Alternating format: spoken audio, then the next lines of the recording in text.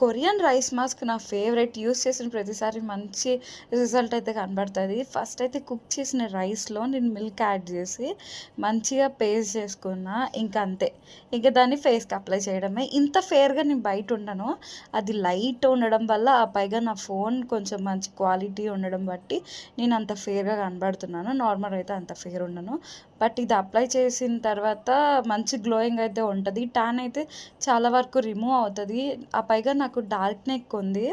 80% dark neck అయితే remove అయిపోయింది. ఇంకొక 20% ఉంది. అది కూడా డైలీ ఏదో ఒకటి రెమెడీ యూజ్ చేయడం వల్ల పోతుంది అని చెప్పి వెయిట్ చేస్తున్నాను.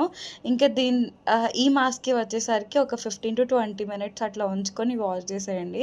నేను ఎక్కువ ఉందని హ్యాండ్కి కూడా అప్లై చేశాను. ఇదిగోండి, వాష్ చేసిన తర్వాత ఇట్లా ఉండింది రిజల్ట్ అయితే.